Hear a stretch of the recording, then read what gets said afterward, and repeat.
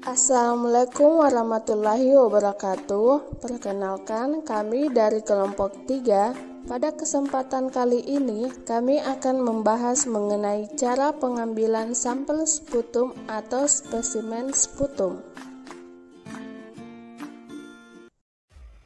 Sputum adalah lendir dan materi lainnya yang dibawa dari paru-paru, bronkus, dan trakea yang mungkin dibatukan dan dimuntahkan atau ditelan.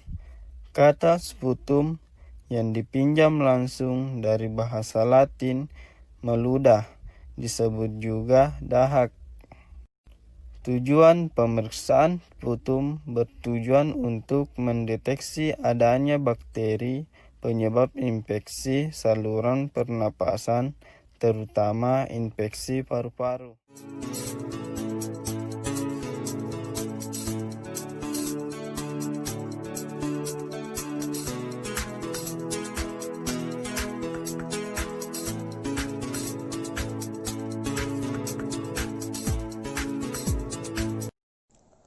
Proses terbentuknya sputum. Orang dewasa normal bisa memproduksi mukus sejumlah 100 ml dalam saluran nafas setiap hari. Mukus ini digiring ke faring dengan mekanisme pembersihan silia dari epitel yang melapisi saluran pernapasan. Keadaan abnormal produksi mukus yang berlebihan karena gangguan fisik, kimiawi, atau infeksi yang terjadi pada membran mukosa, menyebabkan proses pembersihan tidak berjalan secara normal, sehingga mukus ini banyak tertimbun. Bila hal ini terjadi, membran mukosa akan terangsang dan mukus akan dikeluarkan dengan tekanan intratorakal dan intraabdominal yang tinggi. Dibatukan udara keluar dengan akselerasi yang cepat beserta membawa sekret mukus yang tertimbun tadi.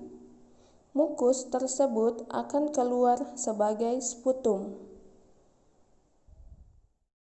Tahap pemeriksaan. Pemeriksaan sputum penting dilakukan untuk mendiagnosis etiologi berbagai penyakit pernafasan.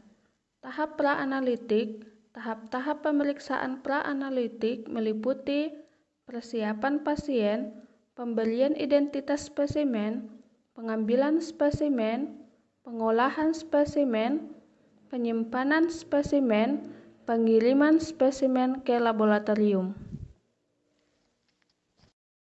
Persiapan tindakan. Pertama, cucilah kedua tangan. Kedua, siapkan 3 buah pot sputum yang ideal. Ketiga, berikan label identitas pasien yang jelas pada dinding pot sputum, yaitu nama, jenis, kelamin, dan umur. Tempelkan label pada dinding pot sputum, jangan pada tutupnya. Tahap praanalitik yang kedua yaitu persiapan pasien. Yang pertama, sapa pasien dengan ramah dan perkenalkan diri pada pasien. Kedua, persilakan pasien untuk duduk. Ketiga, berikan informasi kepada pasien tentang tindakan yang akan dilakukan dan minta persetujuan atas tindakan yang akan dilakukan. Keempat, jelaskan kepada pasien bahwa sputum akan diambil sebanyak 3 kali, sesuai dengan jumlah tabung yang disiapkan. Kelima, jelaskan kepada pasien untuk tidak makan, minum, atau merokok sebelum sputum besok pagi dibatukan. Keenam, jelaskan tentang kemungkinan hasil yang Pengumpulan sputum. Yang pertama, pakai handscoon dan masker. Yang kedua, minta pasien untuk membatukan sputum di ruang terbuka dan mendapatkan sinar matahari langsung atau ruangan dengan ventilasi yang baik dan berada jauh dari orang sekitar untuk mencegah penularan kuman TB. Yang ketiga, beri petunjuk pada pasien untuk berkumur dengan air. Jangan ditelan sebelum sputum dikumpulkan untuk meminimalisir kontaminasi spesimen oleh sisa makanan atau kotoran lain di dalam mulut. Bila pasien memakai gigi palsu, minta pasien untuk melepaskannya. Menarik napas panjang dan dalam sebanyak 2-3 kali dan setiap kali hembuskan napas dengan kuat. Membuka penutup pot sputum lalu dekatkan pada mulut. Batuk secara dalam untuk mengeluarkan sputum, bukan air liur, dari dalam dada ke dalam pot sputum. Mengulangi sampai mendapatkan sputum yang berkualitas baik dan volume yang cukup, 3-5 ml 1 sendok teh. Segera tutup rapat tabung dengan cara memutar tutupnya, kemudian masukkan ke dalam pembungkus atau kantong plastik. Jika sputum sulit dikeluarkan, pasien diberi petunjuk untuk melakukan olahraga ringan, kemudian menarik napas dalam beberapa kali. Apabila pasien merasakan akan batuk, napas ditahan selama mungkin, lalu meminta pasien untuk batuk. Yang keempat, apabila pasien jelek, pemeriksaan tetap dilakukan dengan mengambil bagian yang paling mukopulen atau kental kuning kehijauan, memberi catatan bahwa spesimen tidak memenuhi syarat atau air liur, mengulang pengumpulan sputum apabila spesimen jelas air liur. Terus yang kelima, ingat pasien untuk mengumpulkan sputum kedua sebelum bangun pagi keesokan hari dan datang lagi untuk membawa. Keenam, minta pasien untuk meminum air putih secukupnya pada malam hari sebelum tidur sebagai persiapan untuk pengumpulan sputum kedua besok pagi. Jika dahak sulit dikeluarkan, meminta pasien menelan 1 tabel glyceril quicolat 200 mg pada malam hari sebelum tidur.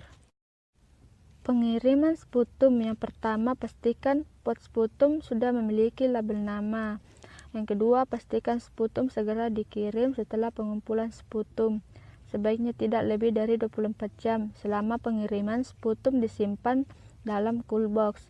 Yang ketiga, beri parafil atau selotip pada pinggir tutup bot untuk menjaga cairan dahak keluar dari celah-celah tutup ulir.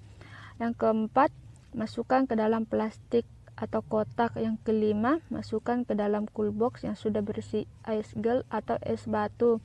Yang keenam, pastikan spesimen dalam posisi tegak, dia terbalik, kemudian menutup cool box. Yang ketujuh, lepaskan sarung tangan dan masker dan membuangnya pada tempat yang telah disediakan. Yang kedelapan, cuci kembali kedua tangan. Tahap analitik.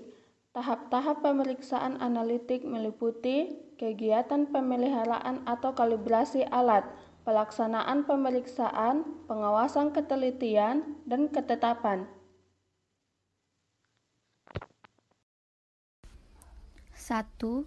Ambil dan pilih bagian dari dahak yang purulen yang telah didekontaminasi dengan menggunakan ose atau lidi. 2. Letakkan sputum yang terdapat pada ose ke kaca sediaan. Sediaan dibuat tersebar merata, ukuran 2x3 cm dan tidak terlalu tipis untuk menghindari apusan menjadi kering sebelum diratakan. 3. Ratakan sediaan dengan membuat spiral-spiral kecil sewaktu apusan setengah kering dengan menggunakan lidi lancip sehingga didapat sebaran leukosit lebih rata dan area baca lebih homogen. Jangan membuat spiral-spiral kecil pada apusan yang sudah kering karena dapat terkelupas dan menjadi aerosol yang berbahaya. 4. Keringkan apusan di udara bebas. 5. Lakukan fiksasi apusan dengan pemanasan.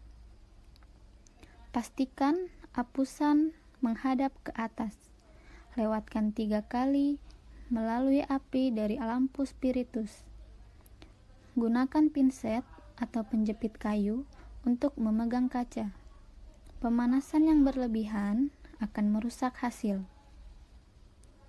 Setelah itu, dilakukan identifikasi bakteri, morfologi atau bentuk, memerlukan suatu pewarnaan yang menggunakan zat-zat warna yang telah ditentukan.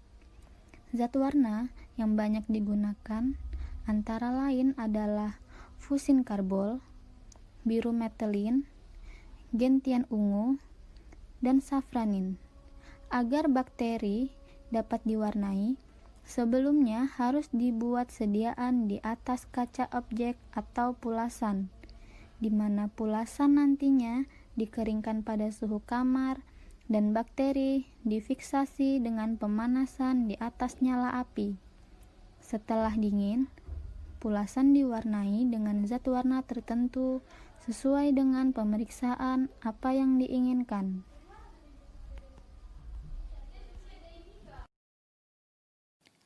Tahap pasca analitik. Kegiatan laboratorium yang dilakukan pada tahap pasca analitik yaitu di mana sebelum hasil pemeriksaan diserahkan kepada pasien yang meliputi penulisan hasil, interpretasi hasil, dan pelaporan hasil.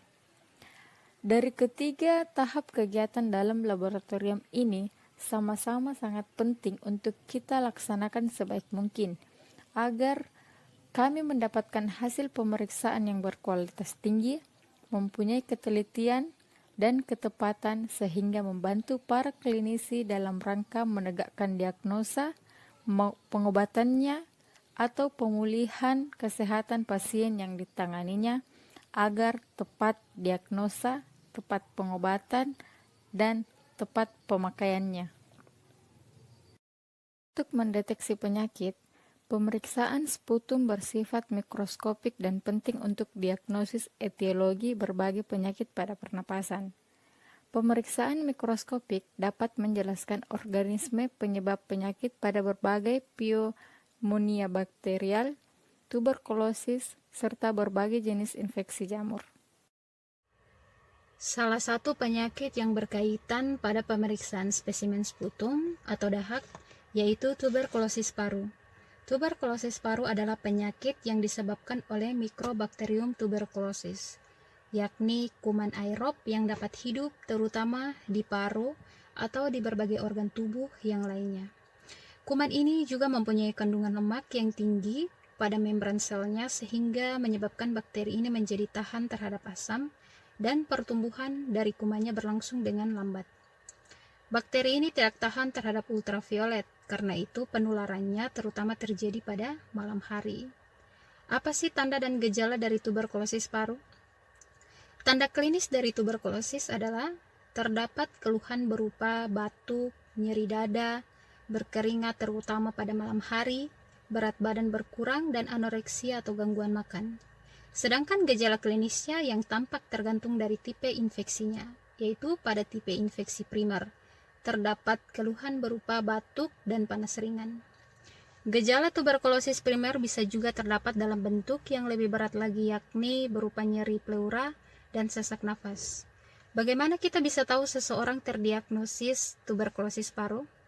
Seseorang yang mengalami batuk yang lebih dari 2 minggu setelah dicurigai berkontak dengan pasien TB, sehingga dapat diduga orang tersebut telah tertular TB. Nah, bagaimana cara penularannya? Penderita TB yang menular adalah penderita dengan basil TB di dalam batuknya, dan bila mengadakan ekspirasi paksa berupa batuk-batuk, bersin, ketawa keras, maka akan menghembuskan keluar percikan-percikan dahak halus atau droplet nuklei yang berukuran kurang dari 5 mikron dan akan melayang-layang di udara. Nah, droplet nuklei ini mengandung basil TB. Bila mana hinggap di saluran pernapasan yang agak besar, misalnya trakea dan bronkus, droplet nuklei ini akan segera dikeluarkan oleh gerakan silia selaput lendir saluran pernapasan ini. Namun, bila mana basil masuk sampai ke dalam alveolus atau menempel pada mukosa bronkeolus, droplet nuklei ini akan menetap dan basil-basil TB akan mendapat kesempatan untuk berkembang biak setempat dan terjadi infeksi TB. Setelah seseorang diduga terdiagnosis TB karena berkontak dengan pasien TB, maka akan dilanjutkan dengan pemeriksaan fototoraks, tes kulit, dan pemeriksaan bakteriologi atau mikrobiologi. Bagaimana cara pengobatannya? Pengobatan TB bertujuan untuk penyembuhan pasien, pencegahan kematian, mencegah kekambuhan, memutuskan rantai penularan, dan mencegah terjadinya resistensi kuman terhadap obat anti tuberkulosis.